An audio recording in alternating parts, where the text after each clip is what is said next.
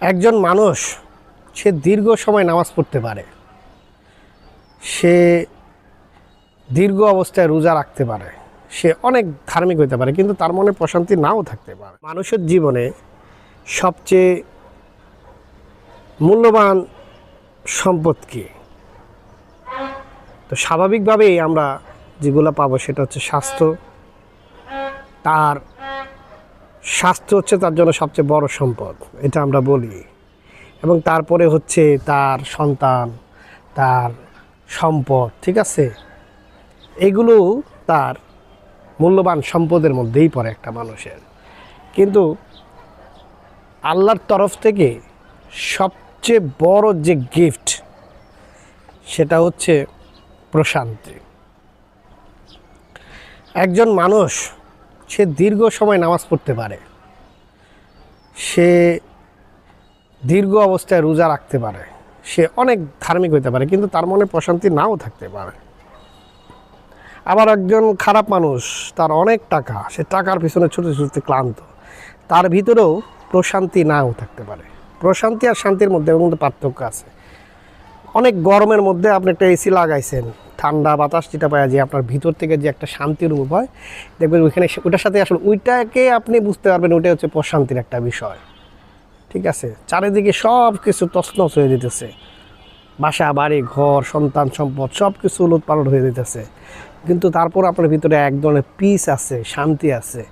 এইটাই হচ্ছিল সবচেয়ে মূল্যবান সম্পদ, যেটা আল্লাহর তরফ থেকে আসে।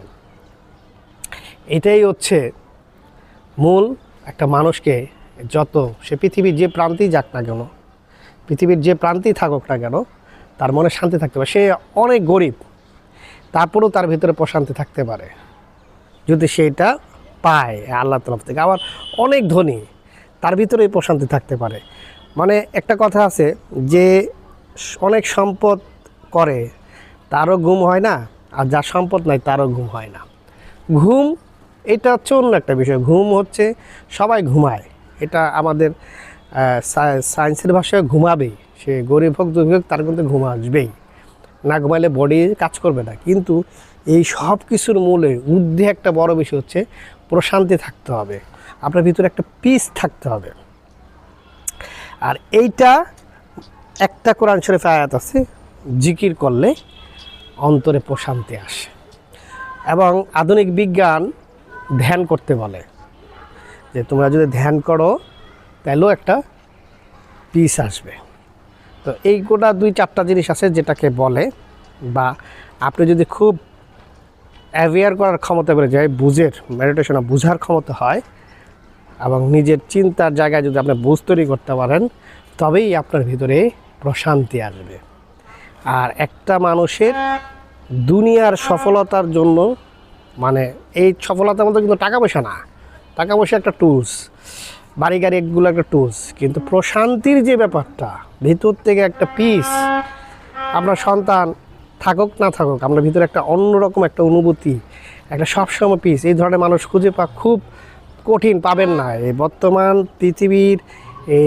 পৃথিবীর যে অবস্থা, আপনার কাছ থেকে পুঁজিবাদ বলেন, আপনার কাছ থেকে বলেন রাজনীতি বলেন, সব কিছু মিলায় জিলায় আপনার প্রশান্তি কেড়ে নিচ্ছে। আপনার ভিতর থেকে শান্তি তো নিচ্ছে, যে প্রশান্তিটাও তারা কোনো না কোনোভাবে কেড়ে নিতেছে। তো এইগুলার মাঝখান থেকেও আপনাকে প্রশান্তি অনুভব করতে হবে, আপনি কিভাবে প্রশান্তি পাচ্ছেন। তো যদি মানুষ, আর এই প্রশান্তি আল্লাহ তাআলার তরফ থেকেই আসে।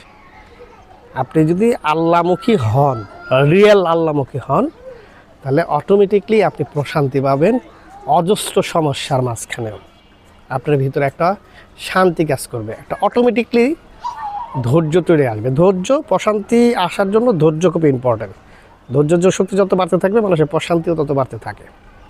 এই সমাজ, সারা বাংলাদেশ বলেন, একটা অস্থিরতার মধ্যে আছে। অস্থিরতা থাকলে আপনার, অস্থিরতা মানে হচ্ছে এখানে শান্তি নাই, প্রশান্তি নাই। তা আল্লাহর তরফ থেকে মানুষের জন্য বড় গিফট হচ্ছে পুরস্কারের কথা। ওই যে বলে নবী সিদ্দিক শহীদ সালেক, নবী দেখবেন অজস্র সমস্যার মধ্যে তারকে মাইরা ফেলতেছে, কাইটা ফেলতেছে, তারপরও সে প্রশান্তির খোঁজে আছে, তার ভিতরে একটা প্রশান্তি আছে। অজস্র মনে হয় একটা মরুভূমির মধ্যে প্রচণ্ড গরমের মধ্যে একটা এসি বা একটা মেঘ, তাকে ঢেকে রাখছে, এরকম একটা প্রশান্তি, একটা অনুভূতি। এটা খুব ইম্পর্ট্যান্ট। এটাই হচ্ছে মানুষের বেঁচে থাকার জন্য সবচেয়ে মূল বিষয়। নবী সিদ্দিক শহীদ সালে যাদের বলেন, যারা এই জায়গায় আসছে তাদের ভিতরে তার আশেপাশে সে হয়তো না খেয়ে আছে, কিন্তু তারপরেও তার ভিতরে একটা প্রশান্তি আছে। এই প্রশান্তি খোঁজ করতে হয়, আর প্রশান্তি আসে আল্লাহর তরফ থেকে।